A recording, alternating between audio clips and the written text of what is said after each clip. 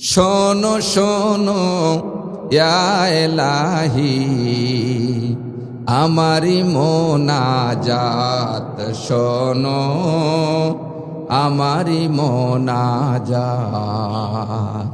শোনো শোনো ইয়া ইলাহি আমারি মোনাজাত শোনো আমারি মোনাজাত তোমারি নাম জপে জানো হৃদয় দিবস রাতি খোদা হৃদয় দিবস রাত শোনো শোনো ইয়া ইলাহি আমারি মোনাজাত শোনো আমারি মোনাজাত যেন কানে শুনি খোদা তোমারি কালাম হে খোদা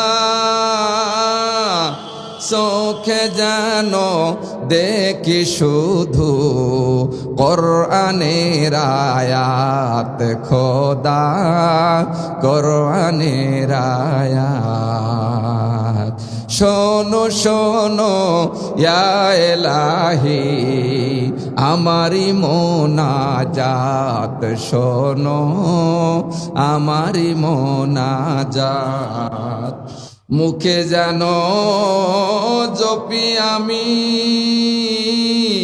কালিমা তোমার দিবস জামি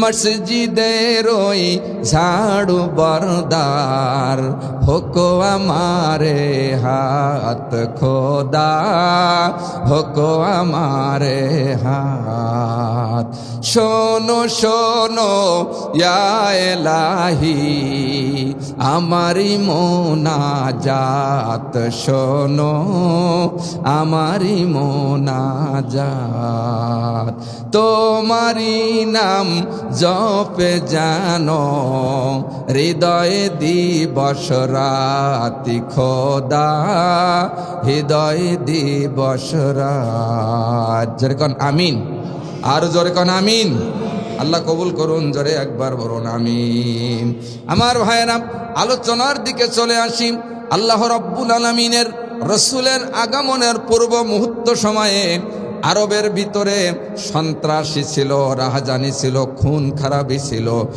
মহিলাদেরকে জিন্দা কবর দেওয়া হতো মহিলাদেরকে গলায় জড়ি রশি বেঁধে বাজারে বিক্রয় করা হতো সেখানে ছিল সুদ ঘুষ জুয়া আয়নাঘর সহ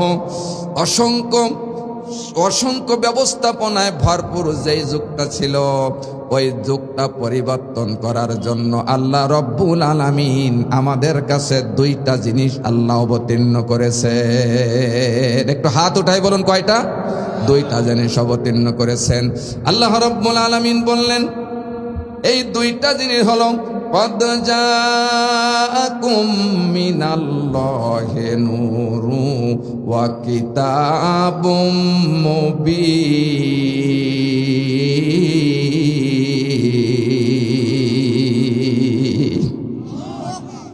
একটি হলো মহাগ্রন্থ আল কোরআন আর একজন হলো যাকে পাঠাই দিয়েছেন তিনি হচ্ছেন মুহাম্মাদুর রাসূলুল্লাহ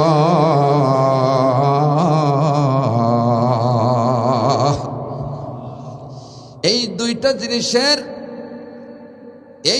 দুইটা জিনিসের মধ্য দিয়ে এই অধঃপাতিত সমাজ ব্যবস্থাটা পরিবর্তন করে একটা সোনালী সূর্য উদিত করলেন যেই সোনালী সূর্যের কিরণে গোটা পৃথিবীর মানবতা সুন্দরভাবে জীবন যাপন করতে পারলো মানুষগুলি আর চলে আসলো আল্লাহর রহমত এবং বরকত আল্লাহু আকবার আমার ভাইয়েরা আল্লাহর নবীর জামানায় চোর ছিল না ডাকাত ছিল না সন্ত্রাস ছিল না রাহাজানি ছিল না, সব নিমূলে ধ্বংস হয়ে গেল। এটা কোনো আইন দিয়ে, দুনিয়ার কোনো মন্ত্র তন্ত্র দিয়ে এটা পরিবর্তন করা সম্ভবপর হয় নাই। এখানে কোনো আমার ভাইয়েরা কোন রকম শক্তি দেখে সম্ভবপর হয় নাই। এক আল্লাহর কোরআন দিয়ে এই জাতিকে নির্যাতিত নিপীড়িত জাতিকে ওখান থেকে উদ্ধার করে আল্লাহ রব্বুল আলামিন শান্তির সুধা কোরআনুল কারীমের মাধ্যমে দান করেছে। এই কোরআনের সংস্পর্শে আমরা থাকতে চাই কি চাই না বলেন আমার ভাইয়েরা? আসেন তাহলে, এই কোরআন এমন একটি গ্রন্থ, যেই গ্রন্থটা জাতির কাছে পেশ করলে একদল অসন্তুষ্ট হয়ে যায় আর একদল সন্তোষ হয়ে যায়, যার প্রেক্ষাপট আল্লাহ রাসূল সাল্লাল্লাহু আলাইহি ওয়াসাল্লামের সময় হয়েছিল। আল্লাহর নবী জনাবে মুহাম্মদ রাসূলুল্লাহ সাল্লাল্লাহু আলাইহি ওয়াসাল্লাম বললেন, ইয়া আইয়ুহান নাস কুলু লা ইলাহা ইল্লাল্লাহ তুফলিহুন।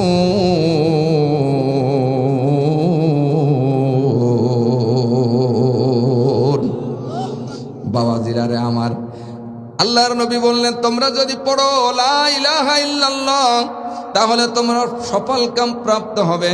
ওয়াকালান নবী সাল্লাল্লাহু আলাইহি ওয়াসাল্লাম, মান ক্বালা লা ইলাহা ইল্লাল্লাহ ফাদাখালা জান্নাহ।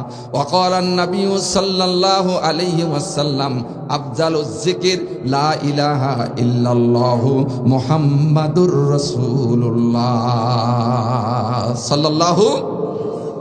বন্ধুরা রে আমার, এই কথা বলার সাথে সাথে গ্রামের সাধারণ কোনো মানুষ ক্ষিপ্ত হয় নাই।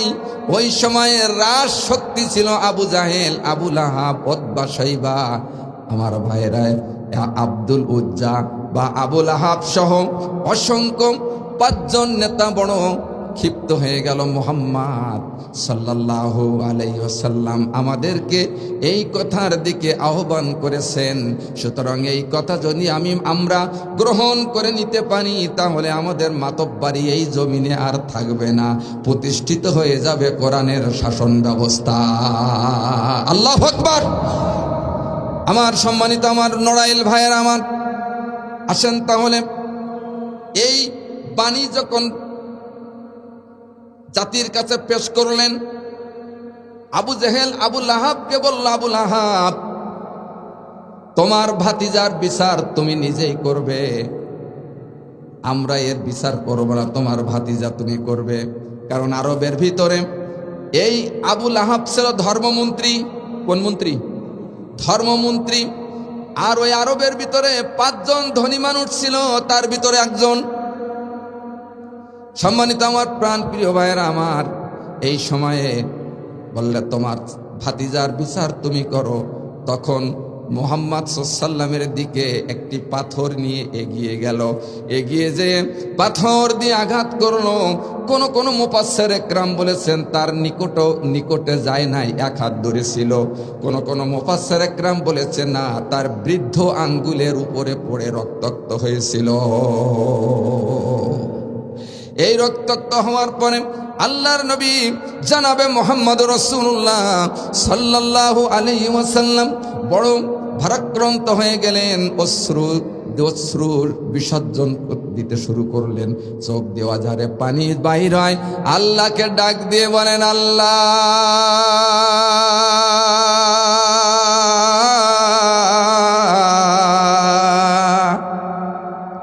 আমি মানুষের কোনো খারাপ কথা বলি নাই, কোনো অর্থ সম্পদ চাই নাই। আল্লাহ, খালি তোমার বাণী আমি মানুষের কাছে পৌঁছে দিয়েছি, তার পরিবর্তে আমার কাছে এসেছে পাথরের আঘাত। যেই দাওয়াতের ভিতরে কোনো আঘাত নাই, এই দাওয়াত কোনো দাওয়াত হতে পারে? কথা বলে না, কোনো দাওয়াত হতে পারে না। যেই দাওয়াতের ভিতরে আঘাত আসে, মনে করবেন এই দাওয়াতটা হচ্ছে সঠিক দাওয়াত। পাথর দিয়ে আঘাত করলেন, যখন রক্তাক্ত হয়ে গেল, আল্লাহ রাব্বুল আলামিন হযরত জিবরাইল আমিন আলাইহিস সালাতু ওয়াস সালামকে বললেন, জিবরাইল যাও আমার বন্ধুর কাছে চলে যাও, আমার বন্ধু যেন নিরাশ না হয়ে যায়। আমার ভাইরা সাথে সাথে করে সূরাতুল লাহাব অবতীর্ণ করে আল্লাহর নবী মুহাম্মদুর রাসূলুল্লাহ সাল্লাল্লাহু আলাইহি সাল্লামকে আল্লাহ রাব্বুল আলামিন সান্ত্বনা দান করেছে। আল্লাহু আকবার। কোন সূরা? সূরাতুল লাহাব। সূরাতুল লাহাব। এই সূরাতুল লাহাবের পবিত্র কোরআন শরীফের 111 নম্বর সূরা। কয় নম্বর? 111 নম্বর সূরা। এই সূরার ভিতরে 5টি আয়াত আছে, 23টি শব্দ আছে, 77টি অক্ষর আছে। এই অক্ষর, এই শব্দ দিয়ে এই সূরার ভিতরে আল্লাহ রাব্বুল আলামিন আবু জেহেলের সমস্ত ধ্বংস সহ তার বৃত্তান্ত বর্ণনা করেছে। আমার বন্ধুগণ, আমার ভাইয়েরা, এই আবু লাহাবের কাজ সম্পর্কে যখন আয়াতে কারিমা আল্লাহ রাব্বুল আলামিন অবতীর্ণ করলেন, তাব্বাত ইয়াদা আবি লাহাব ওয়া তাব মা আগনা আনহু মালুহু ওয়া মা কাসাবে। সারা জীবনে এই করে আয়াত পড়লেন, এই সূরাটা আপনারা সারা জীবন তেলাওয়াত করলেন, কিন্তু অর্থটা জীবনে জানলেন না, এর ব্যাখ্যাটা জীবনে জানলেন না, শুধু পড়লেন, নামাজের ভিতরে দায় সারা মতো পড়ে চলে গেলেন। আজকে এই বিস্তারিত তাফসীর শেষ করব, এরপরে আমার মূল আলোচনার দিকে আমি চলে যাব। আমার বন্ধুগণ, আমার ভাইয়েরা, আসেন তাহলে এই অবস্থার মধ্য দিয়ে আল্লাহ রাব্বুল আলামিন বললেন, তাব্বাত ইয়াদা আবি লাহাব। আবি লাহাব ধ্বংস হয়ে গেছে। কি হয়েছে? তাব্বাত, এখানে আল্লাহ পাক রব্বুল আলামিন মোজারের সিগা ব্যবহার করতে পারতেন, কিন্তু এখানে আল্লাহ মাঝির সিগা ব্যবহার করেছে। কিসের সিগা এটা? মাঝির সিগা। মাঝির সিগা ব্যবহার করেছেন। এখানে ভবিষ্যতে, অতীতের কথা বলতে পারতেন, ভবিষ্যতে কি হবে বলতে পারতেন। যখন মোজারে ব্যবহার করা হয়, মাঝি মুস্তাকবেল হালের অর্থ নেয়। আমার ভাইয়েরা, ধ্বংস হয়ে গেছে, তখন তো ধ্বংস হয়নি, ঠিক কিনা বলেন? তখন তো ধ্বংস হয়নি। আল্লাহ বলেন ধ্বংস হয়ে গেছে আবু লাহাব। তা আবু লাহাবের হস্তদ্বয় ধ্বংস হয়েছে এবং সে নিজেই ধ্বংস হয়েছে। এখানে হাত দ্বারা কি বোঝানো হয়েছে? এই হাত দ্বারা তার হাত না, আল্লাহ তার ক্ষমতার হাত ধ্বংস করে দিয়েছে। কোরআনের বিরোধিতা করলে, কোরআনের পাখিদের উপরে নির্যাতন করলে আল্লাহ ক্ষমতার হাত আল্লাহ নষ্ট করে দেন। সেই আল্লাহ আছে না নাই? কথা বলেন না কেন মিয়া? এই আল্লাহ এখনো পর্যন্ত আছে, বাংলাদেশেও আছে, আমেরিকা আছে, ভারতেও আছে। গোটা পৃথিবীটি শুধু আল্লাহ পরিচালক না, আলহামদুলিল্লাহি রাব্বিল আলামিন। গোটা সৃষ্টির মহান পরিচালক হচ্ছে আল্লাহ রাব্বুল আলামিন। যখন আল্লাহু আকবার। বন্ধুরা, আমার বাবাজিরা আমার, আসেন তাহলে ক্ষমতার হাত ধ্বংস হয় ওই সময়। আল্লাহর উপরে নাফরমানি করলে ক্ষমতার হাত নষ্ট হয় না। যখন জাতিরা নবীর উপরে নির্যাতন করেছেন, নবীদের কাছে পাঠানো কিতাবের উপর যখন অপমাননা করেছেন, তখন আল্লাহ ওই জাতিকে আল্লাহ ধ্বংস করে দিয়েছেন। আল্লাহ রসুল বললেন, আল উলামা ওয়ারাসাতুল আম্বিয়া। আমার আলেমেরা আমার ওয়ারেস। আমার সঙ্গে ব্যবহার করলে যেই বিচার আল্লাহ করে, আলেমদের সঙ্গে ব্যবহার করলে সেই বিচার আমার আল্লাহ, সেই বিচার আমার আল্লাহ করে। ইতিপূর্বে বাংলাদেশে আল্লাহ এই বিচার মনে হয় করি নাই। কথা বলে না? আমি কোরআন নিয়ে, কোরআন শরীফ ওই 1500 বছর আগের কোরআন শরীফ নিয়ে এখন সরাসরি বাংলাদেশ সহ সারা বিশ্বের আলোচনা করব, বলেন ইনশাআল্লাহ। আল্লাহ এখানে সূরাতুল লাহাব কেন অবতীর্ণ করলেন? আবু জাহেলের নামে কেন আল্লাহ সূরা অবতীর্ণ করেন নাই? আমার ভাইয়েরা, আবু লাহাব ছিল আপন চাচা, আর আবু জেহেল ছিল দূর সম্পর্কের চাচা। এই আপন চাচা যত কষ্ট দিয়েছে রসুলকে, আবু জেহেল অত কষ্ট দেয় না। আমার প্রিয় ভাইরা আমার, এভাবে করে আল্লাহ রব্বুল আলামিন বললেন ধ্বংস হয়ে গেছে কেনা? আবু লাহাবের হাত এবং সে নিজেই ধ্বংস হয়ে গেছে। মা আগনা আনহু মালুহু ওয়া মা কাসাবে, তার অর্থ সম্পদ, সন্তান সন্ততি কোনো কাজে তার আসবে না। অর্থ সম্পদ, যারা বিগত দিনে আলেমুল আমাদের উপরে নির্যাতন করেছেন, অর্থ সম্পদ, টাকা পয়সা, শক্তি কোনো কাজে আর কথা বলে না, আছে? আমার বন্ধুরা আমার, আমি কোনো অর্থনীতির জীবন ব্যবস্থা নিয়ে কথা বলবো না, এখানে রাজনীতি, সমাজনীতি, অর্থনীতি নিয়ে কথা বলবো, আল্লাহর কোরআন দিয়ে কথা বলবো। আমার ভাইরা, সূরাতুল লাহাব থেকে আপনাদের আজকে শিক্ষা গ্রহণ করতে হবে। এই শিক্ষাটা গ্রহণ করলে আগামী দিন আপনাদের জীবনটা সুখের জীবনে আল্লাহ পরিণত করে দিবে। আল্লাহু আকবার। বন্ধুরা আমার, আসেন তাহলে আমার বন্ধুগণ, এই তার 3টা ছেলে ছিল। কয়টা? 3টা ছেলে ছিল। এই 3টা ছেলে,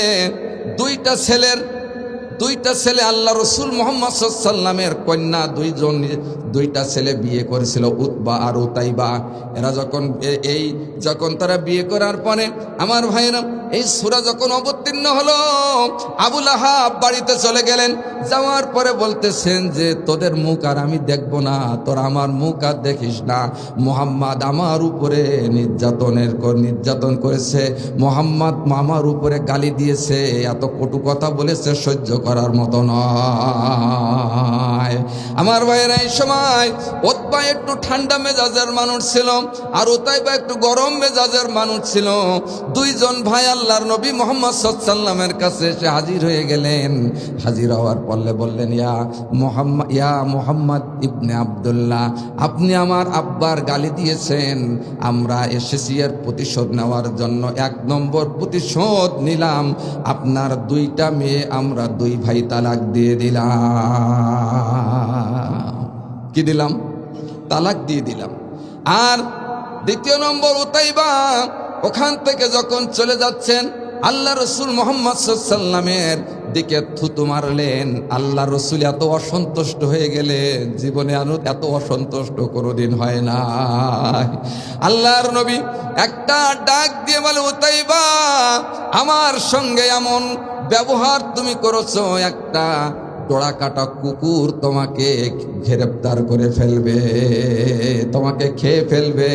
আমার ভাইয়েরা, এই কথা বলার পরে বাড়িতে চলে গেলেন। বাড়িতে যাওয়ার পরে আবু লাহাবের স্ত্রী উম্মে জামিল, নাম কি? উম্মে জামিল বলতেছেন, তোমরা তো মুহাম্মদ সাল্লাল্লাহু আলাইহি ওয়াসাল্লামের 2টা সন্তান, 2টা মেয়ে তালাক দিয়ে এসেছো, মুহাম্মদ কি কিছু বলে নাই? বলে হ্যাঁ বলেছে। বলে কি বলেছে? বলে আমার নাকি ডোরা কুকুরে আমাকে খেয়ে ফেলবে। তখন আমার ভাইয়েরা তার পাহারাদারের জন্য লোকজন নিযুক্ত করলেন। নিযুক্ত করার পরে এই আরবের মেয়ে তার সঙ্গে আর বিয়ে দেবে না, সিরিয়ায় নিয়ে গেলেন। সিরিয়ায় নিয়ে যাওয়ার পরে যখন রাত চলে আসলো, উচ্চ একটা মাচা তৈরি করে তার উপরে রাখলো, নিচে এই সমস্ত মানুষগুলো ঘুমায় আছে। এমন সময় গভীর রজনীতে কুকুর হাজির হয়ে গেল। কুকুরের স্রোত দিয়ে আল্লাহ রব্বুল আলামিন একটা ফেরেশতা পাঠিয়ে দিলেন। সর্বপ্রথম এসে ওই আবু লাহাবের মুখের উপরে শুকে দেখলেন না, লাফ দিয়ে উপরে উঠলেন। কলিজা যখন টেনে বার করলেন, ডাক দিয়ে বলেন, আব্বা, মুহাম্মাদের গালি আমার লেগে গেছে, আমি আর দুনিয়ায় থাকবো না। এই কথা চিৎকার দিয়ে বলার সাথে সাথে লাফ দিয়ে কলিজাটা বাহির করে কুকুর নিয়ে গেলেন। আমার ভাইরা পৃথিবীর থেকে বিদায় গ্রহণ করলেন। হিসাব করে কথা বলবেন আলেম উলামাদের সামনে, হিসাব করে কথা বলবেন আলেম উলামাদের সামনে। একটু যদি বদদুয়া করে দেয় তাহলে আপনার কোনো অস্তিত্ব থাকবে না। বন্ধুরা আমার, আসেন তাহলে, এই আবু জেহেল সবচাইতে বুদ্ধিমান ছিল। আমার ভাইরা, ধর্মমন্ত্রী থাকাকালীন তার উপর একটা অভিযোগ আসলো। রাষ্ট্রীয় কোষাগার থেকে সে 2টা সোনার হরিণ চুরি করেছিল। কি করছিল? সোনার হরিণ চুরি করছিল। মনে হয় আমাদের দেশে এরকম চোর নাই নাকি? আমাদের দেশের যারা বড় বড় মন্ত্রী হয়, এমপি হয়, তারা এর চোরও আছে, ভালোও আছে, চোরও আছে। কারণ এই যে আবু লাহাবের চরিত্র কিছু মানুষ আছে না নাই? এখান থেকে 1500 বছর আগে আল্লাহ কোরআনুল কারীমের ভিতরে সূরা লাহাব কোট করে কেন দিয়েছেন? 1500 বছর পরে আবু জেহেল আবু লাহাব থাকবে না, কিন্তু তাদের উত্তরসূরিরা এই পৃথিবীতে থাকবে। ঠিক কিনা? আমার প্রিয় বন্ধুগণ, আমার 2টা সোনার হরিণ চুরি করছিলেন। কয়টা? 2টা সোনার হরিণ চুরি করছিলেন। পরবর্তীতে আমার ভাইরা সেটা আরেকজনের কাছে পাওয়া গিয়েছিল। এরপরে শুরু হয়ে গেল বদরের যুদ্ধ। কিসের যুদ্ধ? বদরের যুদ্ধ শুরু হলো। সমস্ত নেতারা ওই যুদ্ধের ময়দানে গেলেন, আর উনি মৃত্যুর ভয়ে উনি আর গেলেন না। একজনের কাছে 4 দিরহাম টাকা পেতেন। ওই টাকার বিনিময়ে বললেন, টাকা পরিশোধ করো না, আমার পরিবর্তে তুমি যুদ্ধে যাও। যুদ্ধের ময়দানে যখন চলে গেলেন, যুদ্ধ করতে করতে অসংখ্য কাফেরের নেতারা ওই বদরের যুদ্ধে পৃথিবীর থেকে বিদায় গ্রহণ করেছে। যেরকম ঠিক কিনা আমার ভাইয়েরা? আল্লাহ রব্বুল আলামিন ওই বদরের যুদ্ধের মাধ্যমে কোরআনের বিজয় আল্লাহ দান করে দিয়েছে। বদরের যুদ্ধের মধ্য দিয়ে কোরআনের বিজয় আল্লাহ দান করেছেন। সুবহানাল্লাহ। আমার ভাইয়েরা, বদরের যুদ্ধের মুফাসসির ইকরাম লিখছেন 8 থেকে 10 দিন পরে। কয়দিন পরে? আরেকটা রাওয়াতে আসছে 20 দিন পরে। এটা 8 থেকে 10 দিনের তাফহিমুল কোরআনের ভিতরেই এই সংখ্যাটা দেওয়া হয়েছে, কিন্তু তাফসিরে ইবনে কাসিরের ভিতরে দেওয়া হয়েছে 20 দিন। আমার ভাইরা, তাফসিরগুলো পড়ে দেখলাম যে এখানে এই যে 8 থেকে 10 দিন থেকে 20 দিন, এর ভিতরে আমার আল্লাহ ওই শয়তানকে আল্লাহ পেলেক রোগ লাগিয়ে দিলেন। কি রোগ? পেলেক রোগ দাগ লাগিয়ে দিলেন গলে। শুরু হয়ে গেল, গলার থেকে পচন শুরু হলো। তার কাছেও কেউ যায় না। এখান থেকেও 2019 সালে বাংলাদেশে যে করোনা ভাইরাস হয়েছিল, হয় নাই? যখন তার বাবা মারা গেছে, সন্তান তার বাবার কাছেও যায় নাই। আমার ভাইরা, আমার অঞ্চলে একজন মারা গেছিল, তার বাবার কাছে যায় নাই, বাইরের লোক এনে তাকে টাকা দিয়ে কবর দিয়েছে। আমার ভাইরা, শরীরের এত দুর্গন্ধ শুরু হলো। দুর্গন্ধ শুরু হওয়ার পরে সম্মানিত আমার প্রাণ প্রিয় ভাইরা, তাকে বাড়ির থেকে তাকে ওই পাহাড়ের পাদদেশে রেখে আসলো। কয়েকদিন পরে মারা গেল। ওই কষ্টে মারা গেল। মারা যাওয়ার পরে আস্তে আস্তে পছন্দ ধরলো। লোকজনেরা, এলাকার লোকজন বলে, কি তোদের বাবার প্রতি কি তোদের মায়া নাই? বলে, বাবা মারে মরুক, আমি যেন না মরি। কথা বলছেন? বাবা মারে মরুক, আমি যেন না মরি। আমার ভাইয়েরা, এই অবস্থার মধ্য দিয়ে 1টা দিন, 2টা দিন, 3টা দিন যায়। চারিদিকে দুর্গন্ধ শুরু হয়। দেখলেন যে ওই অঞ্চল দিয়ে কিছু হাবশি মানুষ চলে যাচ্ছে। ওই হাবশি মানুষকে কিছু টাকা দিলেন। টাকা দেওয়ার পর ওরা একটা গর্ত খুঁড়লেন। তাফসিরের মাঝহারির ভিতরে লিখছেন যে এই গর্তটা খোঁড়ার পরে লাঠি দিয়ে এভাবে ঠেলতে ঠেলতে গর্তের ভিতরে ফেলাই দিয়ে ওখানে চাপা কবর দিয়েছে। ওই আল্লাহ আছে না নাই?